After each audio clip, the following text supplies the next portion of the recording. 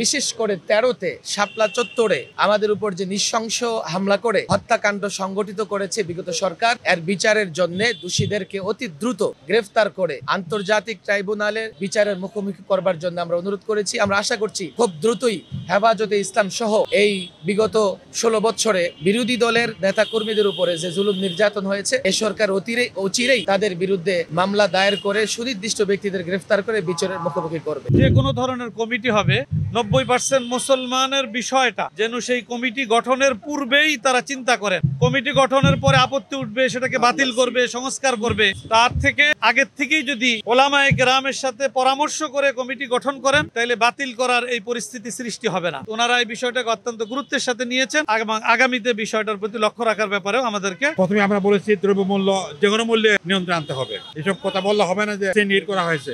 মূল্য যে কোনো মূল্যেই এই ডিমের দাম দাঁড়িয়েছে 180 টাকা, কাঁচামরিচের দাম দাঁড়িয়ে গেছে 400 টাকা, 500 টাকা হয়ে গেছে। এগুলা এরপর আমরা বলেছি আইন শৃঙ্খলা পরিস্থিতিকে যে কোনো মূল্যে নিয়ন্ত্রণ করতে হবে।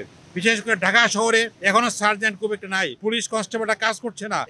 অতিরিক্ত নতুন ভাবে যে কোনো তাড়াতাড়ি সার্জেন্ট নিয়োগ দিতে হবে, কনস্টেবল নিয়োগ দিতে বলছেন, নিয়োগ দেওয়া শুরু করেছে। সার্জেন্ট এখন নিয়োগ দেওয়া শুরু করে নাই।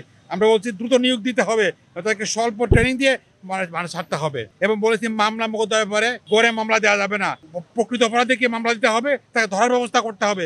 অপরাধীরা ভারতে চলে গিয়েছে, বলেছি এগুলা সীমান্তে যে কোনোভাবে ব্লক দেওয়া হলো একে গ্রেপ্তার করার ব্যবস্থা করতে হবে। যারা গিয়েছে তাদেরকে আনার ব্যবস্থা করতে হবে এবং দেশের ভিতরে যারা আছে তাদেরকে যে কোনো মূল্যে ধরার ব্যবস্থা করতে হবে।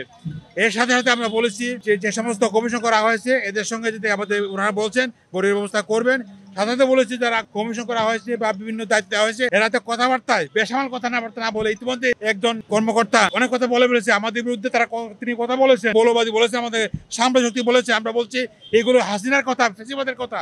এগুলো যারা বলে এদেরকে সংযুক্ত করতে হবে না, বাদ দিতে হবে। মূল কথা হচ্ছে দেশ যাতে ঠিক চলতে পারে, গভর্নমেন্ট সফল হয়, আমরা বলছি সাথ দেবো। বিষয় দুর্গাপূজার ব্যাপারে আমাদের কথা হচ্ছে গভর্নমেন্টকে চেষ্টা করতে হবে এবং সেখানে যেসব জায়গাতে গোলমাল হচ্ছে বা ভাঙা হচ্ছে ক্যামেরা লাগাইতে হবে। সঙ্গে সঙ্গে আমাদের ওলামায়ে কেরামের পক্ষ থেকে রিটার্ন দেওয়া হয়েছে, যে কোনো মূল্যে এদেরকে এই প্রতিবাদ না ভাঙতে পারে, তারা নিরাপত্তার সাথে দুর্গাপূজা করতে পারে। এ ব্যাপারে আমরা হেফাজতে ইসলাম ওলামায়ে কেরাম সহযোগিতা করার আশ্বাস দিয়েছি। আমরা এবং সমমনা ইসলামী রাজনৈতিক দলসমূহের পক্ষ থেকে আজকে আমরা মাননীয় প্রধান উপদেষ্টার সঙ্গে সাক্ষাতে এসেছিলাম, সংলাপে এসেছিলাম। আলহামদুলিল্লাহ খুব চমৎকার পরিবেশে সংলাপ অনুষ্ঠিত হয়েছে। হেফাজতে ইসলামের মহাসচিব, সম্মানিত মহাসচিব মাওলানা সাজিদুর রহমান সাহেব এতক্ষণ ব্রিফ করেছেন। আমি জমিয়ত উলামা ইসলাম বাংলাদেশের মহাসচিব মঞ্জুরুল ইসলাম আফিন্দি বলছি। খেলাফত মজলিসের সম্মানিত মহাসচিব ডক্টর আহমদ আব্দুল কাদের সাহেব আছেন এবং খেলাফত মজলিসের সম্মানিত মহাসচিব, বাংলাদেশ খেলাফত মজলিসের শ্রদ্ধেয় সম্মানিত মহাসচিব মাওলানা মামুনুল হক সাহেব আমাদের সঙ্গে রয়েছেন। নিজাম ইসলাম পার্টির সম্মানিত ভারপ্রাপ্ত মহাসচিব আজিজুল হক ইসলামাবাদী সাহেব আমাদের সঙ্গে উপস্থিত রয়েছেন। আমরা নানাবিধ বিষয়ে আমরা কথা বলেছি, আমরা বিভিন্ন প্রস্তাবনার অবতারণা করেছি। মাননীয় প্রধান উপদেষ্টা আমাদেরকে আশ্বস্ত করেছেন যে মামলা সংক্রান্ত বিষয়গুলো, শিক্ষা সংক্রান্ত বিষয়গুলো, শিক্ষা কমিশন গঠন এবং তারা যেন আমাদেরকে যথাযথ সময়ে ডাকেন, পরামর্শের সুযোগ দান করেন, সেই বিষয়গুলো তারা আলহামদুলিল্লাহ যথেষ্ট আন্তরিকতার সাথে শুনেছেন। আমরা স্পষ্ট বলবার চেষ্টা করেছি যে এই সফল গণ অভ্যুত্থানে আমাদেরও অংশগ্রহণ রয়েছে।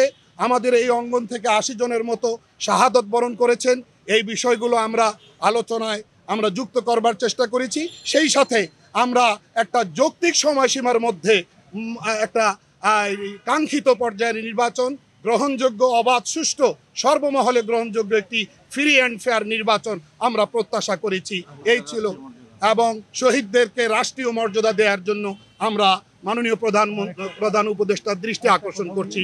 প্রায় 300 মামলা আছে। অতি দ্রুত সময়ের মধ্যে নির্বাহী নির্দেশে এই মামলাগুলো প্রত্যাহার করতে। তৃতীয় ব্যাপার, ধর্মীয় বিষয়গুলো, বিশেষ করে ইসলামী ফাউন্ডেশন, বাইতুল মুকাররম, এই সেক্টরের মধ্যে আমাদের ওলামায়ে কেরামের মতামত নিয়ে সিদ্ধান্ত গ্রহণ করতে হবে। এই ব্যাপারে আমরা প্রস্তাবনা দিয়ে আসছি এবং অনেক থেকে আশ্বাসও পেয়েছি।